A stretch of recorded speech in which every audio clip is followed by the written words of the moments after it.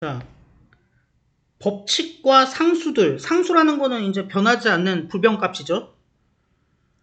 물리학에서의 법칙과 상수들, 그리고 근본적인 힘, 우리 우주 속에 있는 이런 것은 매우 정확한 형태와 값을 가지고 있대요. 그래서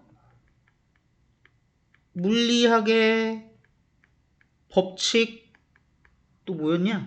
상수,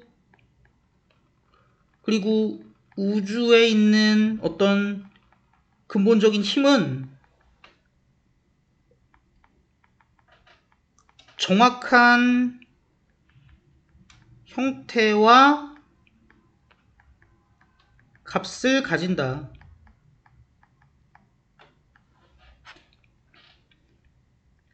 이렇게 정확한 형태와 값을 가진다는 건 무엇을 의미하냐? 만약에 그게 아주 약간만 달랐으면 생명체라는 게 가능하지 않았을 거라는 걸 의미한대요. 아니 빨간색으로 해야 되는데. 소리?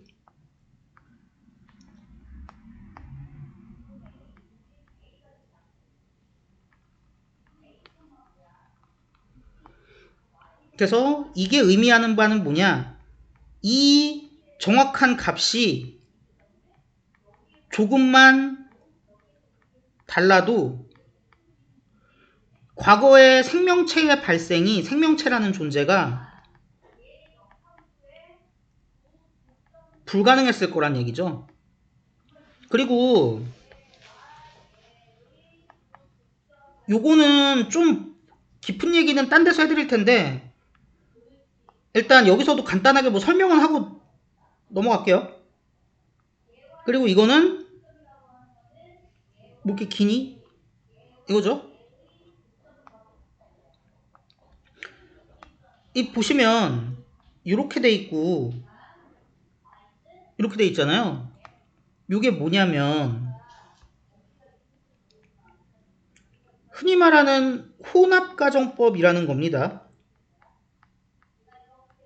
근데 이제 일반적으로 우리가 혼합가정법이란 거 알고 있기를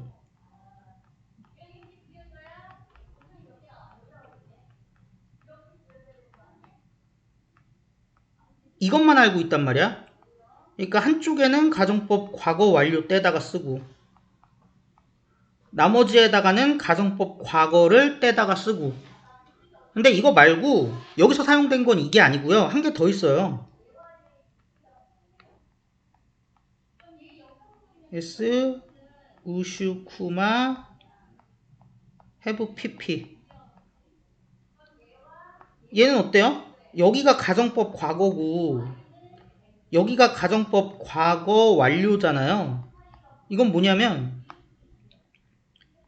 일반론에 대한 진술이야. 일반적으로 이랬으면 이랬을 거다. 완전히 지난 시점에 대한 반사실적인 결론을 내리는 거지. 그래서 이걸로 나타내고자 하는 바는 이런 반사실적인 결론이 나오는 만큼 저 if they의 they가 그러니까 법칙과 상수가 다르다는 전제가 말도 안 된다. 그럴 수가 없다. 라는 걸 강조하는 효과를 가진다고요. 그러니까 이게 아주 정확한 값인 거잖아요. 법칙과 상수들과 근본적인 힘이. 그러니까 이거는 조금도 다를 수 없어. 조금도 다를 수 없고 다르다고 생각하는 것 자체가 말도 안 돼. 결과가 생명이 발생하지 않았을 거라는 이상한 결론이 나오잖아. 뭐 이런 얘기를 하고 있는 것이죠. 근데 여러분이 이것까지 뭐 깊이 들어갈 필요는 없고 그냥 뭐 쓰였다는 거 정도만 알고 계시면 되냐면 혼합과정법 중에 여러분이 익히 알고 있는 첫 번째 말고 두 번째 나왔다는 거 알아놓으시면 됩니다. 그래서 예를 들어서 정확한 중력값은 뭘 가능하게 해주냐? 우리의 우주가 발생하는 걸 가능하게 해줘. 뭐 함으로써? 허용함으로써. 응집을. 먼지와 가스 입자의 응집을 허용함으로써. 그 기본 별로 응집되는 걸 허용함으로써 우주가 발생하는 걸 가능하게 해준대요. 프로토타입의 별로 응집되면서. 그리고 이 프로토타입의 별들은 어떤 별이냐면은 이후에 생겨나는 행성들이 어떻게 돼요? 궤도를 돌게 돼. 공전하게 돼. 이 뭐 지구나 태양 같은 애, 태양 주변의 지구 같은 애들을 포함해서 다른 행성들이 공전하는 거를 이제 얘네 이 프로토타입의 별들을 이 행성들이 공전하게 되는, 공전하게 되는 거죠. 그래서 이것도 내용을 좀 보면은 이 중력값이기 때문에, 다른 값이 아니라 이 중력값이기 때문에 먼지와 가스가 뭉쳐갖고 기본적인 프로토타입의 별들, 원시 별들이 생기는 거고, 걔네가 또 있기 때문에 그 이후에 이 원시 별들 주변을 공전하는 행성들이 생기는 거고, 그런 식으로 우주가 발생한다 이거죠. 근데 이제 저 2번을 좀 리커버를 해보면 이런 얘기예요. 별들이, 행성들이 나중에 어떻게 돼요? 공전을 하게 되는데 어디 주변을 공전을 하게 됩니까? 그 프로토타입의 별들 주변을 공전을 하게 되는 거잖아요. 근데 앞쪽에 이게 있어. 뭐 어떡할 거야? 앞으로 빼. 그 다음에 어라운드 따라갈 수 있죠.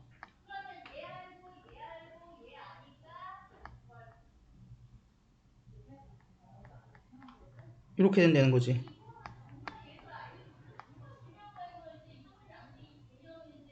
어라운드 위치 되는 거죠. 그러니까 뭐 이쁘게 해석하면 뭡니까? 그러니까 행성들이 나중에 주변을 공전하게 되는 프로토타입의 별들로 먼지와 가스 입자들의 응집을 허용해 줌으로써 어쩌고 저쩌고 이거 되는 거죠. 그 다음에 만약에 이거 얘기해야지.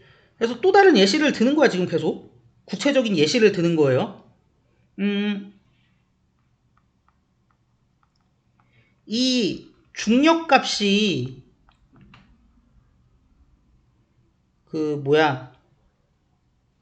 처음에 원시 별을 생기게 하고 이것이 주변을 공전하는 행성들을 생기게 하고 이게 결국은 우주가 만들어지게 된 거다라는 거지. 이 중력값이었으니까.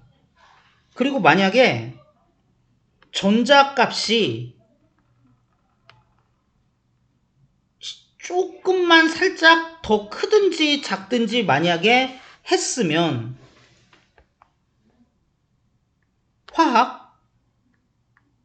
우리가 그걸 알고 있는 그거로서의 그대로의 화학이라는 건, 그러니까 화학 반응이라는 건 가능하지 않았을 거래. 그리고 생명, 그건 기본적으로 뭐에 기초되어 있습니까? 유기화학의 생명체의 화학 반응의 결과물이 생명체잖아요. 그러니까 생명체도 화학이 가능하지 않았을 테니까 시작할 수가 없었을 거래요. 전자값이 좀만 달랐으면. 그래서 전자값이 달랐다면 화학 불가능. 그리고 거기서 필연적으로 따라 나오는 거 생명체도 불가능이라고 얘기를 하는 겁니다. 자, 그런데 여기는 지금 또 어떻게 되어 있냐면은 이렇게 되어 있고요. 그 다음에 첫 번째 것이 우드웨브 PP, 물론 부정형이긴 하지만, 그리고 이것도 뭐 부정형이긴 하지만 쿠드웨브 PP죠. 그럼 이거는 뭐 쓴 거야?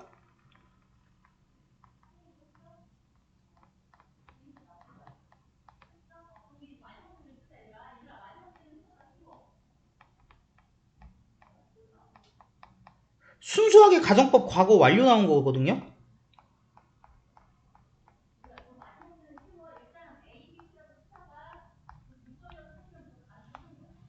그러면은 이거는 가정법 과거 완료는 지금 왜 나왔을까? 아까 혼합 가정법이랑 다르게 요거는 애초에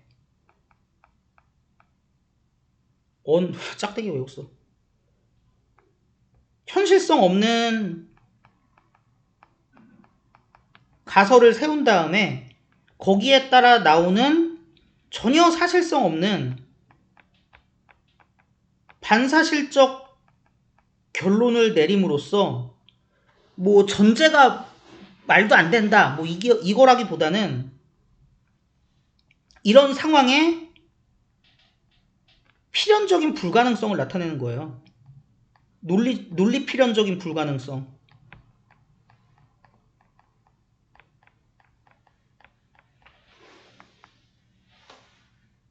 이렇게. 그러니까 강조하고자 하는 뉘앙스가 좀 달라요. 근데 얘도 뭐 마찬가지입니다. 이거 뭐 다른 영상에서 더 자세히 설명드리겠지만 여러분은 일단 여기에 가정법 과거 완료가 사용되었다까지만 알아놓으시면 되고요. 아마 요거는 근데 좀 되게 전문적인 영역이라서 선생님들도 문제 내기 좀 부담스러우시긴 할 거예요. 하여튼 뭐 이렇습니다. 강조하고자 하는 뉘앙스가 좀 달라요. 앞에서는 이거 말도 안 돼 라는 거를 강조하고 싶은 거고 지금은 약간 달랐다는 전제하에 지금 같은 일은 있을 수 없어. 논리 필연적으로 안 돼. 이걸 강조하고 싶은 거고. 어쨌든 가정법 과거 완료 썼습니다. 그래서 우주는 디자인되지 않았어. 물론 우리가 진화하라고 디자인된 게 아니야. 우리는 어떤 특권적인 지위도 가지고 있지 않아. 우주 속에서. 목적이란 게 없거든. 이거는 필연적인 기계장치 같은 거거든. 그러니까 우주는 우리의 진화를 위해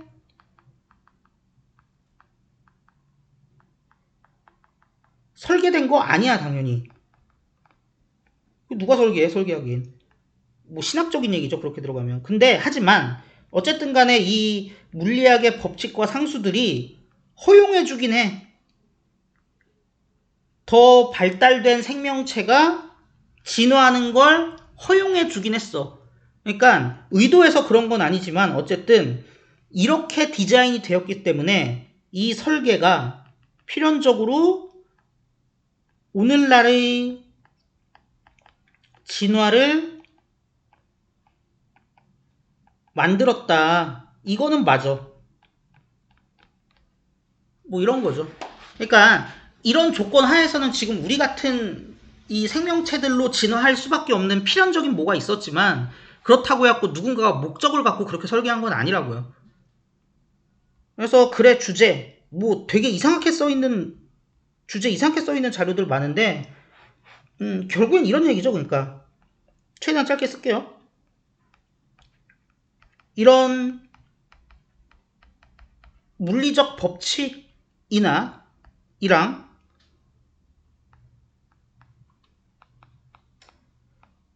근본적인 힘들 우리의 우주에 있는 이런 애들이 뭐를 만들어내냐? 컨디션, 조건을 만들어내. 그리고 그 조건 하에서 생명체는, 우리를 비롯한 이 생명체는 진화할 수 있는 거야. 뭐에도 불구하고, 어떤 사실에도 불구하고,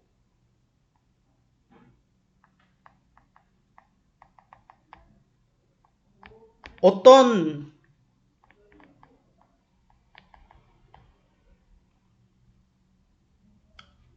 아이 스페셜 굳이 뭐로 쓰냐. 어떤 특권, 우리를 위한 특권 같은 거는 존재하지 않음에도 불구하고, 이게 이 글의 가장 정확한 그 뭐 요약이라고 할 수 있겠죠.